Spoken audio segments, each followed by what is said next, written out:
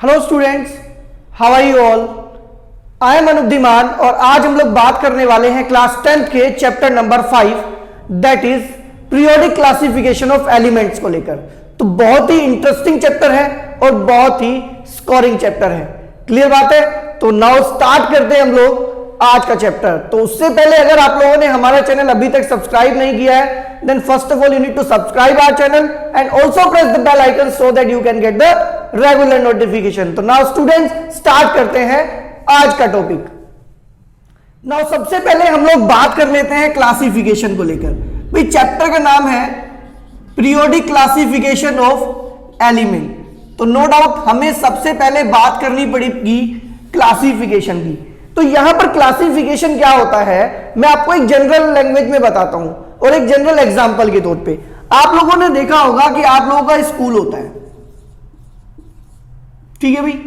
अब आप लोग जब स्कूल में एडमिशन लेने जाते हैं तो सबसे पहले स्कूल वाले आपसे क्या पूछते हैं? सबसे पहला क्वेश्चन होता है किस क्लास में आप लोग एडमिशन लेना चाहते हैं। मान लो सपोज करते हैं कि आप फर्स्ट क्लास में एडमिशन लेना चाहते हैं। आप फर्स्ट क्लास में एडमिशन लेना चाहते हैं तो उस कंडीशन में वो आपको फर्स्ट क्लास में बिठाएंगे क्योंकि आपका सिलेबस फर्स्ट क्लास के स्टूडेंट से मैच करता होगा।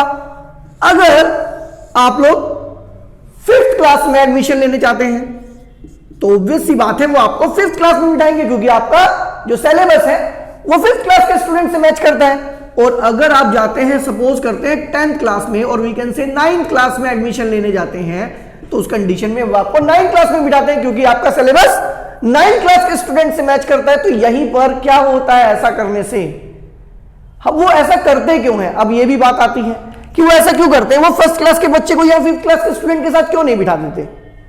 ऐसा करने से क्या होगा, उनको पढ़ाना बहुत ज्यादा टफ हो जाएगा। क्लियर है ना? जो स्टडी होगी वो बहुत कॉम्प्लिकेटेड हो जाएगी। इसका मतलब क्या है कि क्लासिफिकेशन का मोटिव क्या था? यहां क्लासिफिकेशन का मोटिव क्या था? यहां क्लासिफिकेशन का मोटिव है it make the study easy और वी कैन से स्टडी का जो प्रोसेस है ये उसको इजी बनाता है। अब यही कॉन्सेप्ट होता है एलिमेंट्स के केस में भी। एलिमेंट्स के केस में क्या होता है, हम लोगों के पास बहुत सारे एलिमेंट्स होते हैं। अब एलिमेंट्स की इंडिविजुअल स्टडी करना हम लोगों के लिए बहुत टफ होता है। तो हम लोग क्या करते हैं, ग्रुप्स में उन्हें डिवाइड कर लेते हैं। जिनकी प्रॉपर्टीज सेम होती है उन्हें एक ग्रुप में अरेंज कर लेते हैं। उससे अलग अगर कुछ एक और हमारे पास एक ग्रुप और बनता है जिनकी प्रॉपर्टीज सेम है उन्हें अलग ग्रुप में प्लेस करते हैं। तो क्लासिफिकेशन की स्टूडेंट अगर हम डेफिनेशन की बात करें, अगर हम लोग डेफिनेशन की बात करें तो मैं ये कह सकता हूं that is classification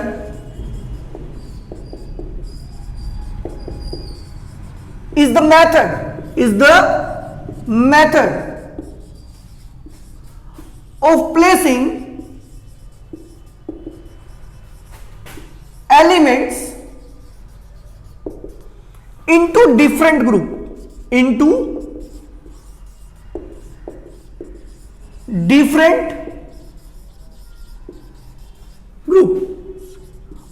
on the basis of similarities in their properties।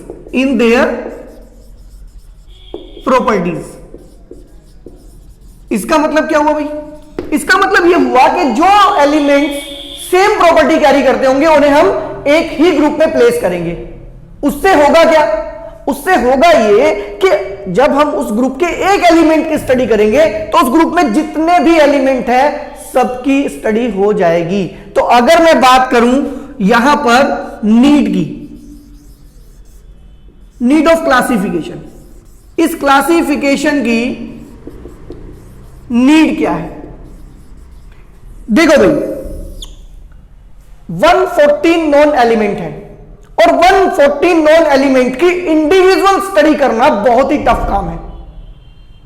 तो इन एलिमेंट्स की स्टडी करने के लिए इन्हें ग्रुप्स में डिवाइड करना जरूरी है।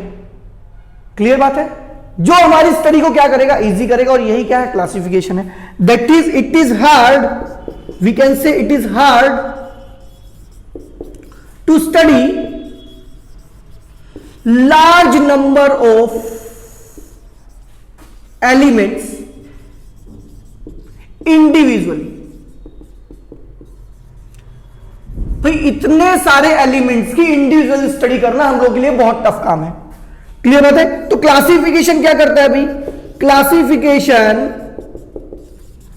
Make the study of large number of elements easy. ये हमारे एलिमेंट्स की जो स्टडी है उसको इजी बनाता है। भाई ग्रुप्स में डिवाइड कर दिया आपने, एक ग्रुप में क्या करना है? एक एलिमेंट की स्टडी करनी है, अदर की क्या होगी? अपने आप हो जाएगी। तो अभी तक जो नॉन एलिमेंट्स है, मैं लिख देता हूं यहां पर, जो नॉन एलिमेंट है अभी तक अबाउट 114 एलिमेंट है, ठीक है ना? About 114 non elements are there. अभी तक नियर अबाउट 114 एलिमेंट जो है वो डिस्कवर्ड हो चुके हैं। नाउ स्टूडेंट, ये हम लोग के पास था क्लासिफिकेशन की बात। अब इस क्लासिफिकेशन को लेकर डिफरेंट साइंटिस्ट ने अपने बेसिस दिए फॉर द क्लासिफिकेशन। अब उनके बारे में बात करेंगे, जिसमें अर्लीस्ट क्लासिफिकेशन था लेवोइजियर का। ये सबसे पहले साइंटिस्ट थे जिन्होंने सबसे पहली बार एलिमेंट्स को क्लासिफाई किया था। क्लियर बात है? तो नाउ बात कर लेते हैं स्टूडेंट लेवोइजियर्स क्लासिफिकेशंस ऑफ एलिमेंट्स के बारे में। नाउ स्टूडेंट बात कर लेते हैं हम लोग लेवोइजियर्स क्लासिफिकेशन की। तो he was the first scientist who gave the method to classify the elements. Fine. तो इनका जो मेथड ऑफ क्लासिफिकेशन था, इसको अर्लीस्ट क्लासिफिकेशन भी कहते हैं, जिसको इन्होंने दिया था इन 1789 में। क्लियर बात है?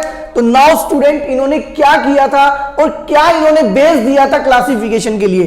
तो लिखा है, it is the earliest classification of element. In this classification elements are divided into 2 groups. तो जो लेवोइजियर थे उन्होंने एलिमेंट्स को 2 ग्रुप्स में डिवाइड किया था, और वो कौन कौन से ग्रुप थे? पहला ग्रुप था मेटल्स और दूसरा ग्रुप था नॉन मेटल्स। अब मेटल्स नॉन मेटल्स में उन्हें प्लेस करने के लिए कुछ क्राइटेरिया रखे गए होंगे, कुछ बेसिस रखे गए होंगे। तो बेसिस क्या था? This classification was based on certain physical properties such as hardness, malleability and lustre.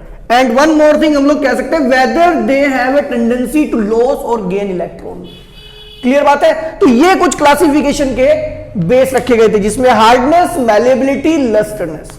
तो यहां पर क्या था? जो हार्ड वन थे उनको मेटल में रखा गया, जो सॉफ्ट होते थे नॉन मेटल में रखा गया, जो मैलिएबल थे उनको मेटल में रखा गया, जो मैलिएबल नहीं थे उनको नॉन मेटल में रखा गया। लस्टर का मतलब होता है चमक। जिनके अंदर चमक होती थी उनको मेटल्स में रखा गया, और जिनके अंदर चमक नहीं होती थी उनको नॉन मेटल में रखा गया। अगर मैलिएबिलिटी की बात करूं तो मैलिएबिलिटी का मतलब होता है it is the property of a matter due to which it can be beaten into thin sheets. मतलब आप उसे पीट कर उनकी शीट्स बना सकते हैं, ये एक प्रॉपर्टी होती है। लेकिन प्रॉब्लम क्या आई कि यहां पर सबसे पहले जो 2 एलिमेंट, प्रॉब्लम की बात बाद में करेंगे, सबसे पहले जो 2 एलिमेंट थे, जो सबसे पहले इन्होंने क्या किए थे, एक ग्रुप में रखे थे। पहला था सोडियम और दूसरा था लेड। सोडियम एंड लेड, ठीक है भाई, सिंबल ही लिखते हैं। ये सोडियम है और ये लेड है।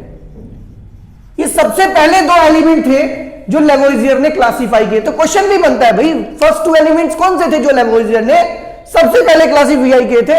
वो थे सोडियम एंड लेड। और वो किसके बेस पर किए थे? हार्डनेस, मैलिएबिलिटी, लस्टरनेस, और we can say this have a tendency to lose electron और गेन इलेक्ट्रॉन। तो दोनों ही क्या करते थे? इलेक्ट्रॉन को लूज करना चाहते थे। क्लियर बात है? तो दोनों ही मेटल की कैटेगरी में रखे गए थे। अभी यहां पर कुछ प्रॉब्लम्स भी आई, जिनको हम लोग बोलते हैं लिमिटेशंस और we can say drawbacks of Lavoisier's classification. तो जिसके बारे में हम लोग अभी बात करेंगे। Now student, you can pause the video to note it down. हम लोग बात करेंगे अभी लिमिटेशंस ऑफ लेवोइजियर्स क्लासिफिकेशन की। नाउ बात कर लेते हैं हम लोग लिमिटेशंस ऑफ लेवोइजियर क्लासिफिकेशन। तो भाई जब लेवोइजियर ने क्लासिफिकेशन दिया था उस टाइम पर ओनली 30 एलिमेंट्स थे नोन, ओनली 30 एलिमेंट्स। और जो लेवोइजियर ने सबसे पहले 2 एलिमेंट डिस्कवर किए थे वो मैंने आप लोगों को बताया था, उसमें दो एलिमेंट थे, सोडियम एंड लेड। क्लियर बात है।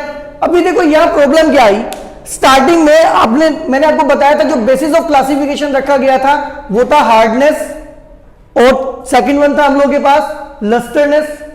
क्लियर बात है। और एक था मैलिएबिलिटी।